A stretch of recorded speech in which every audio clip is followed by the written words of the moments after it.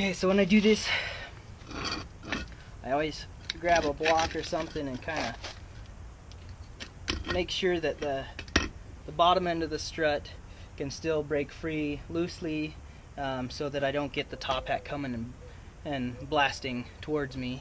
I also put on something pretty similar to this, just a big cinder block or something that I rest my foot on while I'm cranking on it, just as an extra precaution.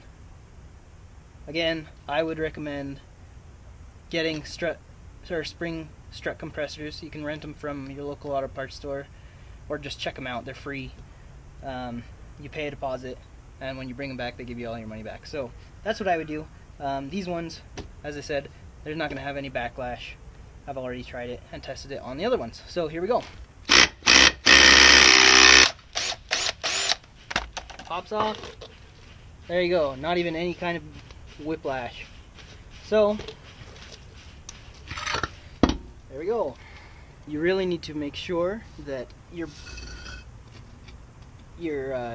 mounting bolts line up with the outward facing top bolt.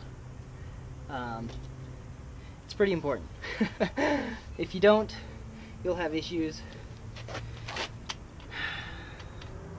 And so just make it facing the outward one, line it up as best you can. Standing over it, putting it between your feet is a really good way to do it. So now what I'm going to do, I'm just going to stick my finger on the shaft and crank it so that I know that it's actually moving the nut and not just the whole shaft. And it's moving the whole shaft. But it is actually doing a really good job of not moving at all. Alright. So, I went and I got a sheet of high density polyurethane. So this is 1/2 inch. I've bought 3/4 inch before when I lifted my Forester, but I figure 1/2 inch for saggy butt spacers will be just great. You can do 5/8 to be a little thicker, but usually 1/2 inch is pretty good, and that's all you'll need. Now, on this one, I might be able to get away with it.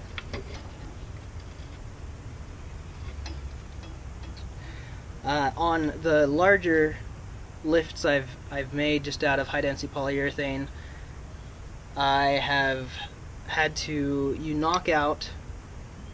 have to take off your top hat and you knock out the studs, and then you put in just new hardware you go get from your hardware store that's long enough to fit the HDPE on top of the mount and still be able to bolt it into your car. On the 1/2 inch, it looks like I might be able to get away without running extension bolts, and I'm gonna try it so I can tell you guys if you really need to or not. I don't think you're gonna need to, because lots of guys sell 1/2 inch saggy butt spacers on Amazon or on eBay or a bunch of forums you can get them from. They're usually like 35 to 40 bucks.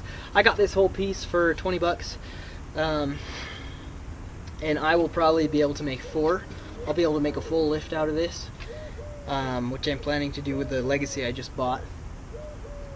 But if you're just needing saggy butt spacers, they make them out of high density polyurethane. They sell them 30 bucks shipped.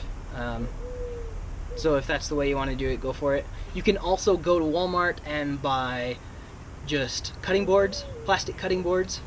You'll probably only need 2, and you'll work them exactly how I'm going to work this.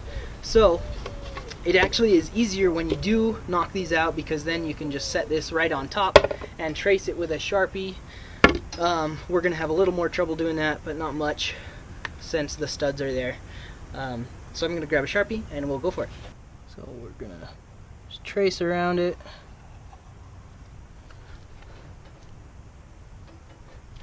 The awesome part about doing this yourself is that you did it yourself, and it doesn't matter if it looks good, because this is sitting between your strut and your car, so no one will ever see it.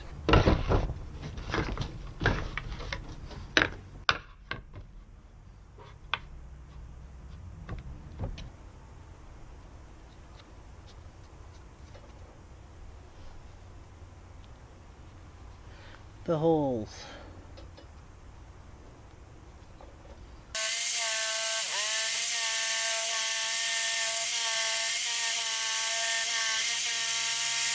And ta-da! Saggy butt spacer. So now what you want to do is just come around here and just kind of mark the edges that do hang off.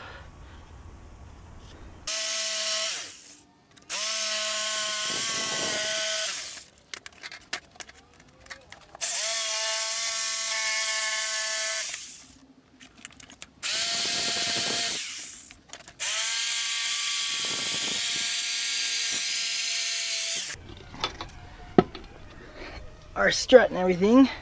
We're gonna line this bad boy up right there and point the out to out. And now this is the tricky part when it comes to one person. So we want to shove this up right in there,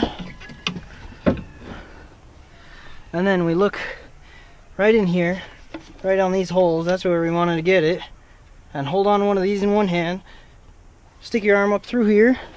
You can kind of see in through the window there. You can also look up underneath and you can kind of see some light coming in through. Then, so these are just kind of dust covers, I think. I'm not going to put these on because I don't want the extra space. I guess we'll see. If I have room, I'll put them on. If not, no worries. So you reach in, kind of look in there.